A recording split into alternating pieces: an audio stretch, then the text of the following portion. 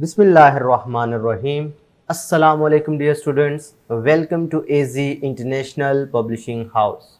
Today we are going to study Mathematics grade 5 unit number 4 and unit number 4 is about decimals. Today our topic is multiplication of decimals by a whole number. अब ये second case है. पहले आपने decimals को multiply करना सीखा 10, 100 और 1000 के साथ ना.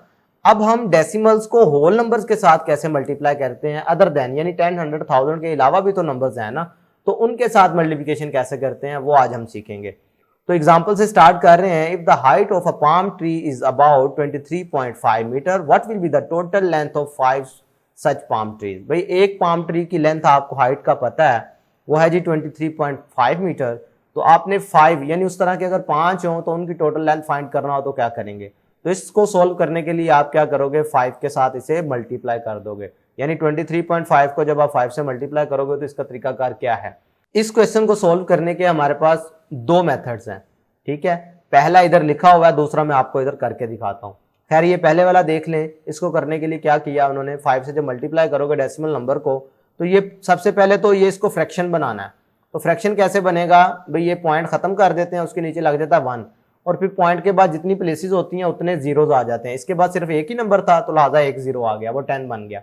ये 5 साथ मल्टीप्लाई हो रहा. अब ये वाला होल नंबर ऊपर वाले होल नंबर से मल्टीप्लाई हो जाएगा, आंसर आ जाएगा 1175 यानी 1175 आंसर आ जाएगा.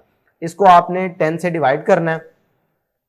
10 से जब इसको डिवाइड करोगे तो डिवाइड वाले केस में ये पॉइंट लेफ्ट साइड पे मूव करता है. ये भी आपने केस डिस्कस नहीं किया हुआ, लेकिन मैंने पीछे आपको थोड़ा सा इसके बारे में हिंट बताया था. जब आप इसे 10 पे डिवाइड करते हो ना तो ये पॉइंट लेफ्ट साइड पे मूव कर जाता है. इधर तो आप देख रहे हैं कुछ भी नहीं है, लेकिन पॉइंट डायरेक्टली आप इधर लगा लेते हैं. एक पॉइंट हम सोचते हैं कि इधर पॉइंट है और एक प्लेस इधर मूव कर गया, तो ये ऐसे आंसर आ जाएगा.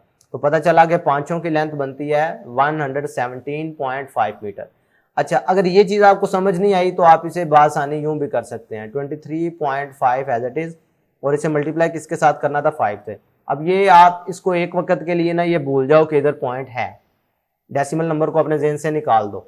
तो 5 इंटू 5 करो, 25 ये आपने तरीका कर आता है, 2 ऊपर शिफ्ट हो जाता था. 5 इंटू 3 15, 15 प्लस 2 17, 17 का लगेगा 7 और 1 ऊपर कैरी. 5 इंटू 2 10, 10 प्लस 1 किया तो 11. अब आंसर आ रहा है 1175. ठीक है, 1175. अब ये जो पॉइंट है ये कहां पर आएगा, ये मेन मुद्दा है. मल्टीप्लिकेशन के केस में ये बात याद रखो, ये तब की बात है जब एक डेसिमल नंबर को किसी होल नंबर से मल्टीप्लाई करना है.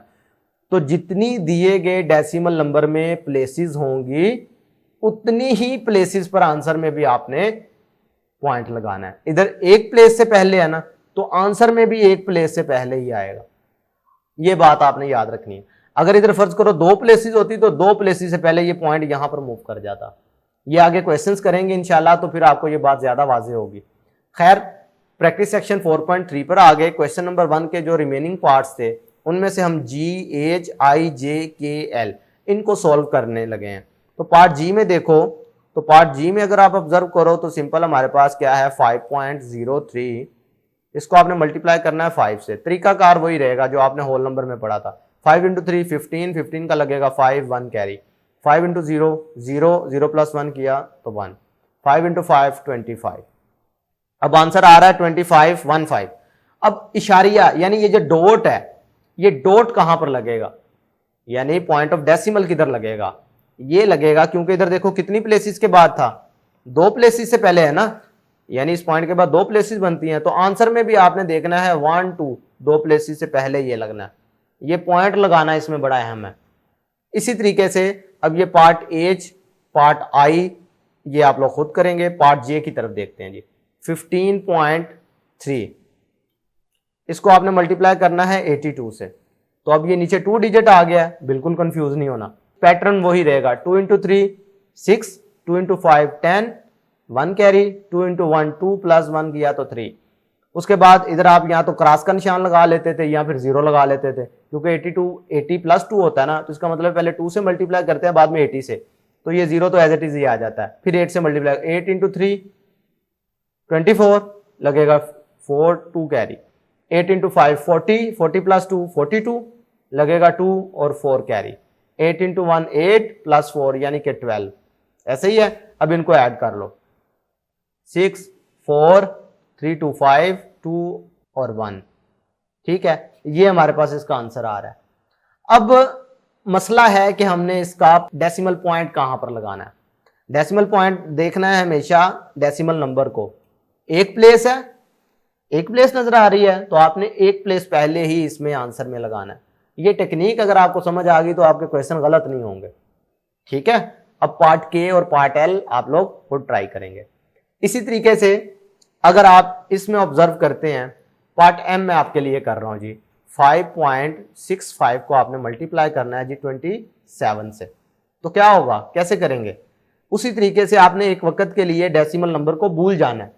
7 को मल्टीप्लाई करो, 7 इंटू 5 35, 7 इंटू 6 42 प्लस 3 45 लगा 5 4 कैरी, 7 इंटू 5 35 प्लस 4 39, फिर 0 लगा, 2 के साथ 2 इंटू 5 10 लगा 0 1 carry, 2 into 6 12 12 plus 1 13 1 carry, 2 into 5 10 10 plus 1 11। Add कर दो, 9 प्लस 3 12 1 कैरी, 3.4 4 प्लस 1 5 1। अब देखो इधर हमारे पास आंसर आया 15255।